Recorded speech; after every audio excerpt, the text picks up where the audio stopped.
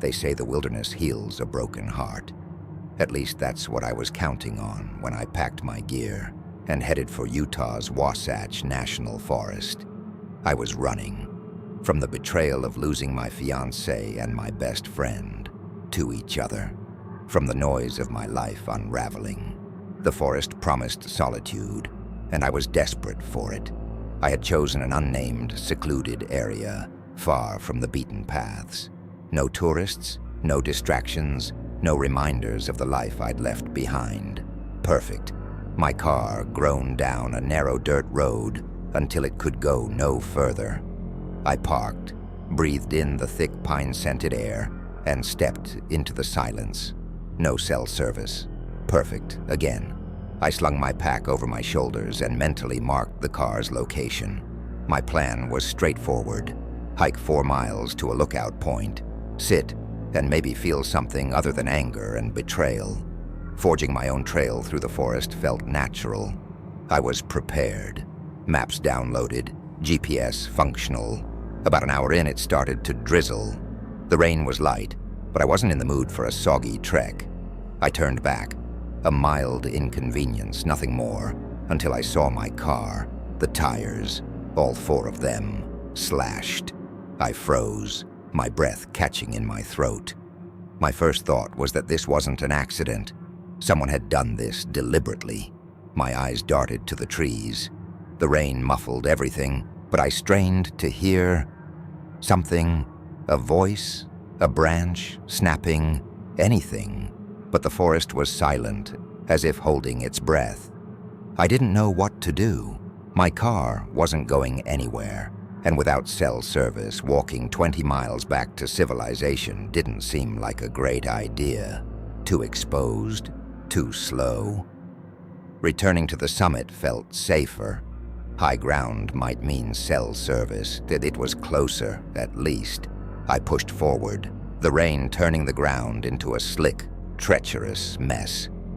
That's when I heard it for the first time, a faint rustling behind me.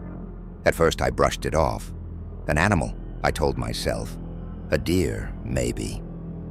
But the sound didn't waver. It started when I moved and stopped. When I did, my heart began to race. I quickened my pace, refusing to look back. My mind betrayed me, conjuring images of shadowy figures lurking behind trees, watching, waiting. When I reached the summit, the relief of finding cell service was overwhelming. I called the police, my voice trembling as I explained my situation. They assured me someone was on the way. Help was coming, but the forest was still closing in. Darkness was falling, and I knew I couldn't stay there. I couldn't go back the same way either. It felt like a trap. I decided to circle around, taking a new path back to the car. At first, the forest seemed to cooperate. It was quiet, almost serene. But then a twig snapped to my left. A few minutes later, another sound, closer this time, directly behind me. The realization hit me like a punch to the gut. There wasn't just one person out there. There were several. I started to jog, my pulse pounding in my ears. That's when I stumbled upon it, a makeshift campsite hidden among the trees. The fire pit was blackened, the ashes fresh. Someone had been here recently, someone who didn't want to be found. I didn't stop to investigate. I jogged around it, my breaths coming in short, panicked gasps. And then I saw movement, a flash of white disappearing behind a tree. My fear exploded into full-blown panic. I ran. The forest erupted around me. Footsteps pounded the ground, growing louder as whoever or whatever was chasing me made no effort to stay silent anymore. I glanced over my shoulder and saw them, 6 figures, all dressed in white, their faces obscured, charging toward me.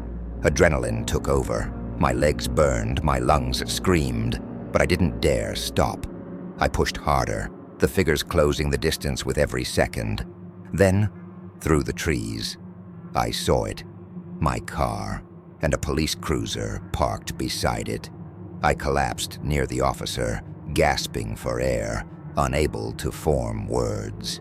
When I finally turned back toward the forest, the figures were gone. Vanished. The officer helped me to my feet and listened as I spilled out the story. Slashed tires, the campsite, the people chasing me. His response chilled me to the bone. He explained that the area was known for its secluded religious groups, cults that operated deep in the forest. He called them woods folk, people who distrusted outsiders. Even now, I don't know what they wanted. If they didn't want me there, why not confront me outright? Why stalk me, slash my tires, and chase me through the woods? The forest doesn't feel the same anymore. What once felt like an escape now feels like a reminder of how truly vulnerable we are. Out there, it isn't just the wildlife or the weather you have to fear. It's the people, or worse, the things you never see.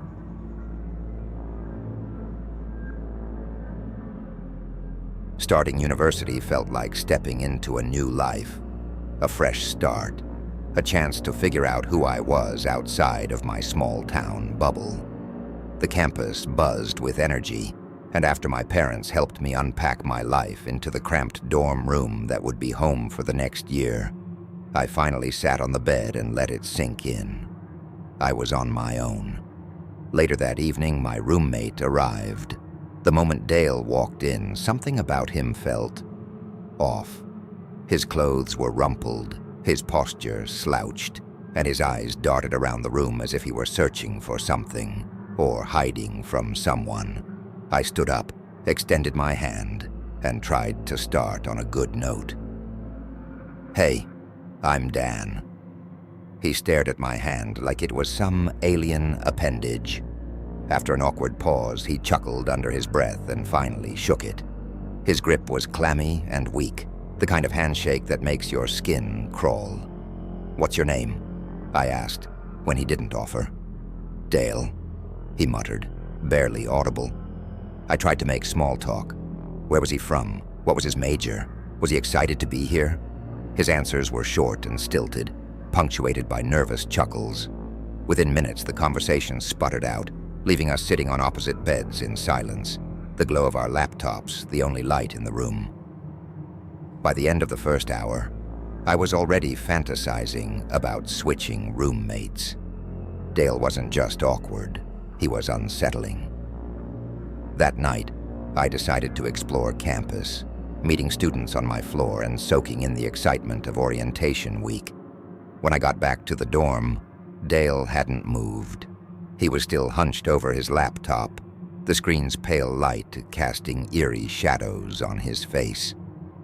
"What's up, Dale?" I asked casually. He didn't even look up. No response. I shook my head, brushed my teeth, and climbed into bed. Sliding under the covers, I turned off the lamp. The soft clatter of Dale's keyboard filled the room, rhythmic and persistent, like an annoying metronome. Minutes turned into hours, and just as irritation replaced sleepiness, the typing stopped. I glanced at the clock. 3:04 a.m. Dale had finally shut his laptop. Relieved, I closed my eyes and let sleep take over. It didn't last long. I woke suddenly, a strange sense of unease prickling my skin. The room was dim, bathed in faint moonlight from blinds I was sure I had closed earlier. Groggy, I sat up and rubbed my eyes. That's when I saw him. Dale was sitting on the edge of his bed, facing me. His eyes were wide, unblinking, locked onto me like I was some kind of exhibit. "Dale, what the hell are you doing?" I croaked, my voice thick with sleep. He didn't answer right away. Then, in a low, almost apologetic whisper, he said, "Sorry." He lay back down, pulled the covers over himself, and turned away, as if nothing had happened. I stared at the ceiling, wide awake, my mind racing. Was he watching me? Why? The next morning, he was gone. I felt a small wave of relief. His absence was the first time I'd felt comfortable in the room since he'd arrived. Later that day, during orientation, I overheard two students whispering near the campus gardens. "What is that guy doing in there?" Following their gaze, I froze. There, crouched in the dirt, was Dale. He was running his fingers along the bark of a tree, his movements slow and deliberate, almost reverent. People were staring, whispering, but Dale seemed oblivious. When I got back to the dorm that evening, my unease deepened. The moment I opened my laptop, I knew something was wrong. Files I hadn't touched were open. Emails I hadn't read were marked as read. My stomach churned with a sick realization. "Dale," I said sharply, "did you go through my stuff?" He froze mid-motion, then blurted, "No," too loudly, too quickly. His voice cracked with panic. That night I caught him again, rummaging through my bag. "What are you doing?" I demanded, flipping on the light. Dale blinked up at me with an expression so blank, it felt almost robotic. "I think you have my toothbrush," he said flatly. I didn't believe him, but I didn't push it. I just wanted out. The next day, the university granted my request for a room change. My new roommate, Mark, was a welcome change. Quiet, polite, and friendly enough. For the first time in days, I felt like I could breathe. That night, Mark and I went to bed after chatting about classes and campus life. I fell asleep quickly, exhausted but finally at peace. Then I woke to the sound of clicking. At first I thought it was a dream. Then I realized it was real. A soft, irregular rattle coming from the door. My heart climbed into my throat as I crept toward it, every instinct screaming at me to stay away. Peeking through the peephole, I froze. Someone was on the other side. I could only see the top of their head, the angle cutting off the rest. The faint metallic clicking came from the doorknob, rattling like someone was trying to pick the lock. Backing away, I grabbed my phone and whispered to campus security. Minutes dragged like hours before I heard voices in the hallway. I opened the door to see Dale standing there, handcuffed, his face as blank and unreadable as ever.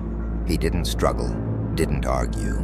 He just stared at the ground, as if none of it mattered. They took him away. I never saw Dale again. Some said he was expelled. Others thought he'd been transferred. I didn't care. I was just glad he was gone. But sometimes, late at night, I still wake up to the faint sound of clicking, and I can't help but wonder if it's only in my head, or if Dale is still out there, waiting.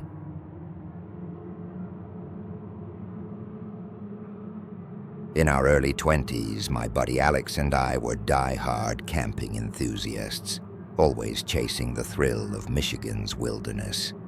This trip, though, was different. It was my first time venturing into the remote depths of Blackwood Forest. I was 23. Alex, a year older, had camped there before and raved about its untouched beauty.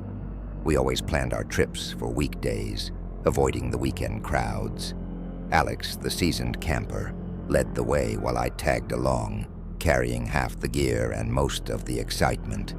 After parking near a small picnic area, we hiked about 20 minutes into the forest, eventually finding a clearing perfect for our setup. Big enough for 2 tents, a campfire, and a portable stove. Alex had his tent pitched in no time, a well-practiced rhythm in his every move. Meanwhile, I fumbled with mine, wrestling poles and stakes like a complete amateur. He teased me, of course, but once everything was set up, we fell into our usual camping routine. We gathered firewood and lit a roaring campfire just as the sun dipped below the treetops, painting the forest in deep orange and shadow. Dinner was burgers and sausages, grilled to perfection by Alex, who treated every trip like a culinary experiment. By the time the stars emerged, we were full, content, and ready to relax. The night unfolded like so many others before it, cold beers in hand, classic rock playing softly from a speaker. and a deck of cards on the picnic table. The crackling fire and the stillness of the forest created a kind of magic I'd never find anywhere else. Then we heard it. At first it was faint, humming, carried on the wind, barely audible over the crackle of the fire. We both froze, ears straining, and then came the crunch of footsteps just beyond the firelight. Alex motioned for me to grab the flashlight. By the time I found it, the sounds had stopped. Probably nothing, Alex said, though his furrowed brow told a different story. We tried to brush it off, chalking it up to animals or some trick of the forest. But not long after, a stick, large and deliberate, landed square in the middle of our campsite. Alex jumped to his feet, shouting into the darkness, "Whoever's out there, back off." A moment of silence passed, then the unmistakable sound of retreating footsteps. "Let's pack up and move," I whispered, my voice tight with fear. Alex shook his head. "Not in the dark. That's asking for trouble." Reluctantly, I agreed. We kept the bear spray within arm's reach and decided to split the night into shifts, one of us keeping watch while the other slept. Alex volunteered for the first shift. I climbed into my tent, though sleep felt impossible. Every sound outside seemed amplified, every rustle a potential threat. Somehow, exhaustion won out, and I drifted off. I woke suddenly, disoriented. Something wasn't right. My tent felt too quiet, too still. Then out of the corner of my eye, I saw it, a shadowed head peering through the slightly unzipped tent flap. "Alex?" I mumbled groggily, thinking he was waking me for my shift. No response. Before I could say anything else, the zipper closed, and the shadow vanished. For a moment, I just lay there, my heart pounding in my chest. Then it hit me. Alex wouldn't zip the tent back up like that. I scrambled out of my sleeping bag, unzipping the tent as quietly as I could. The fire had burned low, casting weak, flickering light across the clearing. Alex's tent was zipped shut. I hurried over, shaking him awake. "Alex, someone's here." It took him a second to register my words, but when he did, his face went pale. Grabbing the bear spray, he stepped out of the tent, admitting he must have dozed off during his watch. I insisted we stick together, and we decided to share his tent for the rest of the night. But first, I needed to grab my sleeping bag. As I reached my tent, the humming returned. Soft, melodic, and deeply unsettling, it floated through the trees like a twisted lullaby. Alex heard it too, and whispered, "Hurry." I snatched my sleeping bag and bolted back to Alex's tent.